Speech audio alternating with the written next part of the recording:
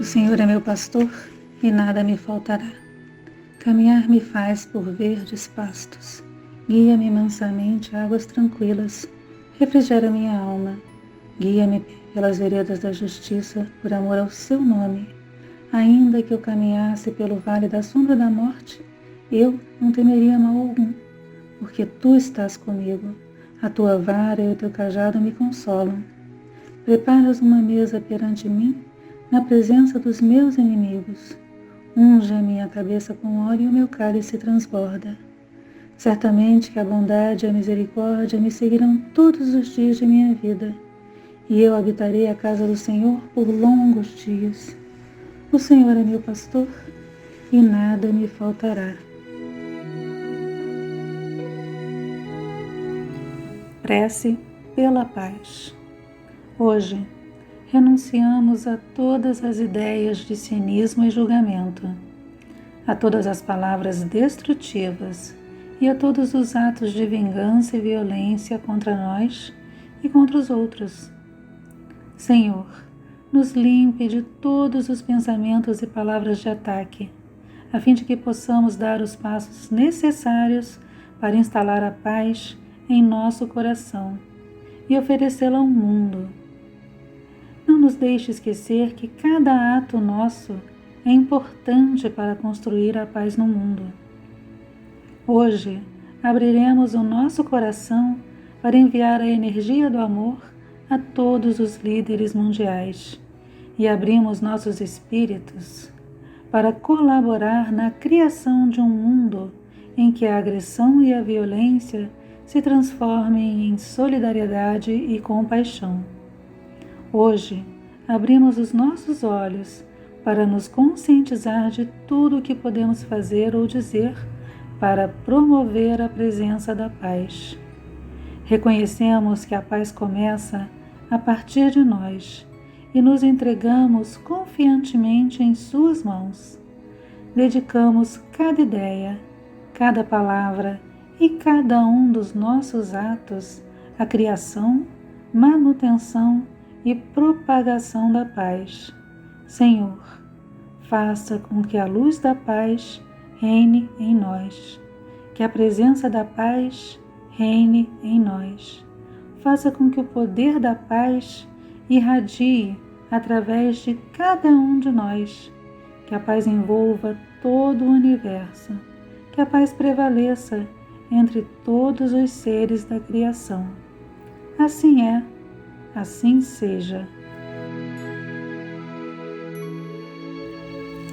Mais uma vez reunidos aqui para realizar o nosso Evangelho virtual. E agradecemos sempre a oportunidade de servir. Saudamos então a nosso Pai Maior, esse Pai tão amoroso que nos envolve com a sua luz constantemente. Saudamos a todos os orixás e saudamos os orixás que regem a nossa casa. Saudamos a corrente de Francisco de Assis, que a todos recebe sem distinção. Saudamos ao Caboclo Tupinambá e nos colocamos à disposição sempre que a luz divina nos envolva e afaste todo o mal que, mesmo sem querer, continuamos atraindo. Vamos unir o nosso pensamento e pedir a esta corrente repleta de amor pela paz no universo, pela paz no mundo, essa paz tão desejada por todos nós, mas que ainda se mostra tão distante. Que cada um de nós aqui possa entrar em sintonia com a vibração da paz, fortalecendo esse campo vibratório em nós, para que possamos levar a paz aonde estivermos. Que a energia da paz envolva o planeta e chegue a todos os povos que se encontram em guerra, que envolva o Brasil, o Rio de Janeiro, mas que envolva principalmente os nossos corações. Pedimos por todos que sofrem, por todos que estão desamparados, sem lar, sem rumo, sem esperança. Por todos que estão nos hospitais, nos asilos, nos presídios, nos manicômios, nas clínicas psiquiátricas, por todos que sofrem violências. Pedimos pelos obsessores e pelos suicidas, que a misericórdia divina os envolva na luz branca do Cristo. Pedimos por todas as crianças do mundo, que a elas seja dado o direito de viver em paz, e também pelas crianças da creche Santa Clara. Pedimos por todos os amigos que ajudam nossa casa de Francisco de Assis, a realizar o seu trabalho social e o seu trabalho espiritual. Por último, nós pedimos por todos os espíritos que estão em nossa mente, encarnados e desencarnados, para que recebam o amparo necessário nesse momento de provas e expiações. Agradecemos mais uma vez a espiritualidade maior e pedimos a sua proteção, graças a Deus. Da sabedoria do Evangelho de Torres Pastorino, os dois filhos, Mateus, capítulo 21, versículo 28 a 32. Mas que vos parece? Um homem tinha 2 filhos. Chegando ao primeiro, disse: Filho, vai trabalhar hoje na vinha. Respondendo, ele disse: Não quero. Depois, porém, tendo mudado a mente, foi. Foi ao outro e disse o mesmo. Respondendo, disse ele: Eu, Senhor. E não foi. Qual dos 2 filhos fez a vontade do Pai? Disseram: O primeiro. Disse-lhe Jesus: Em verdade vos digo que os cobradores de impostos e os pecadores vos precederão no reino de Deus, porque João veio a vós no caminho da perfeição, e não lhe fostes fiéis. Mas os cobradores de impostos e os pecadores lhes foram fiéis. Vós, porém, vendo-o, não mudastes vossa mente depois para lhe serdes fiéis. Comentário de Torres Pastorino. A lição consiste numa parábola que apresenta um fato e numa previsão do que acontecerá em consequência no futuro. O que ocorre é que pode a humanidade ser considerada dividida em 2 facções principais: os que dizem sim e não fazem, e os que dizem não e fazem. Este é, com efeito, a chave para interpretar a lição em relação às personagens terrenas. Não importa quando é feito o chamado, se antes ou depois. O essencial é que todos são chamados, e muitos se apressam a dizer o sim, exteriormente, com os lábios, e a entrar para as religiões, as ordens e as fraternidades, seguindo os preceitos externos com todo rigor, executando os ritos e rituais, observando as regras e regulamentos, vestindo-se impecavelmente. Não obstante, afirma o Mestre, que os pecadores entrarão primeiro do que eles no reino de Deus. A interpretação das igrejas de que o reino de Deus exprime aquele céu em que os anjos ficam a tocar harpas e ao qual se vai depois da morte, faz o ensino no Cristo tornar-se absurdo. Se, todavia, entendermos seu ensino no sentido verdadeiro, a compreensão é clara. No reino de Deus, entra-se por meio do mergulho interno.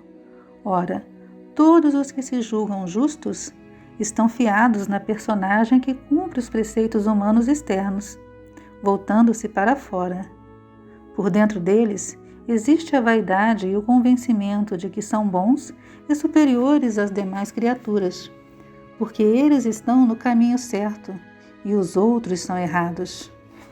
Enquanto isso, os pecadores encontram em seu âmago a humildade que reconhece suas fraquezas, suas deficiências, seus erros, Isso faz que se voltem para dentro de si mesmos, mergulhando no íntimo, onde, ao ver os seus desregramentos, mais humildes se tornam. Eis que, então, tem facilitado o caminho para o reino de Deus que está dentro deles e que só se conquista através da humildade e do amor. Quem cultiva o amor sintoniza com Deus que é amor. Quem cultiva sede de domínio, de controle, de desforra ou vingança, quem alimenta orgulhos e vaidades de raça superior e ódios de vizinhos, sintoniza com o adversário e se dirige ao polo oposto de Deus. Encaminha-se em sentido contrário, erra contra o Espírito Santo. Por isso, os pecadores, os errados perante o mundo, entrarão no reino de Deus antes dos grandes do mundo, cheios de empáfia e maldade, julgando-se justos, virtuosos e bons, mas caminhando para o polo negativo. Lição dura de ouvir, porque todos nós nos acreditamos escolhidos e evoluídos. Sejamos humildes. Somos piores que os pecadores, pois a vaidade nossa nos afasta do polo positivo e a humildade deles, real, nos aproxima de Deus e com Ele sintoniza. Não são nossas palavras que definem nossa sintonização, é o sentimento íntimo de cada um que faz afinar ou desafinar com a tônica do amor. Quanto à individualidade, somos levados a entender que não são as exterioridades da personagem que valem, mas exatamente a sintonia interna. Não é o que uma pessoa faz, nem o que diz, mas o que é intimamente. Por fora, pode tratar-se de um pecador, mas a vibração interna pode ser mais elevada da que apresenta comportamento socialmente repreensível, embora em seu íntimo cultive ódios e ressentimentos. Por aí vemos que o polo negativo só admite desavenças, críticas, mas não aceita união, afeto e amor. Entretanto, o Mestre ensinou que o amor é tudo, pois Deus é amor, e só no amor e através do amor chegaremos a sintonizar com Deus. Com quem ficaremos? Com o polo negativo do antissistema ou com o Mestre? A escolha da estrada é livre, mas ele disse que os pecadores entrarão primeiro no reino de Deus. Um evangelho falando sobre os 2 filhos. Então é uma parábola que fala sobre um pai e seus 2 filhos. O pai pergunta ao primeiro filho: "Vem trabalhar comigo?" O filho disse sim, mas não vai. Então o pai pergunta ao segundo filho, e esse diz que não, mas vai. Nós somos os filhos chamados ao trabalho de servir e amar ao próximo. Então muitos de nós dizemos sim, e frequentamos as religiões, centros, mas na realidade não mudamos internamente. Ficamos presos na materialidade. Dizemos sim, mas só por fora. Aos que dizem não, mas aos poucos mudam de ideia e vão mudando o comportamento, estes compreenderam que a evolução real passa pelo trabalho com o Pai Maior, quer dizer, passa pelo trabalho de servir ao próximo através do amor, sem se julgarem superiores ou melhores. Sabem que são pecadores e por isso são humildes. Estes entrarão primeiro no reino dos céus. E este reino não é um lugar geográfico. É um reino dentro de nós, que só o mergulho no Cristo interno nos trará e nos revelará. Então o Evangelho fala das nossas escolhas e das consequências que elas acarretam. Quem vive só de exterioridades, na matéria, sem mudar, não alcança evolução. Mas quem faz o mergulho, quem procura se unir ao Cristo interno realmente, consegue a evolução e consegue praticar o trabalho real que nos é pedido. Amar. Amar a Deus sobre todas as coisas e amará o próximo como a nós mesmos.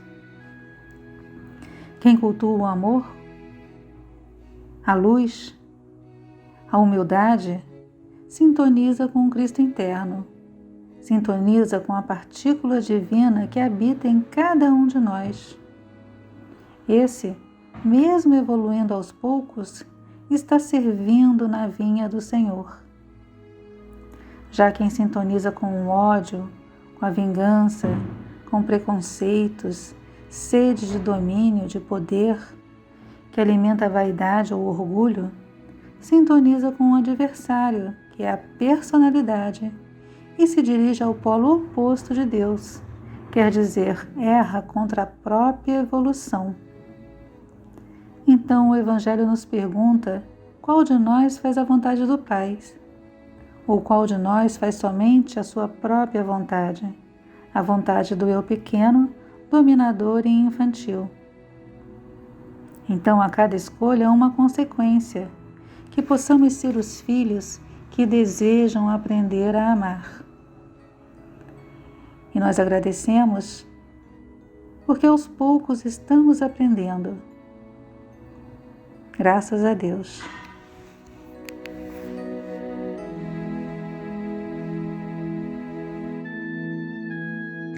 Oração de São Francisco. Senhor, faz de nós um instrumento da sua paz.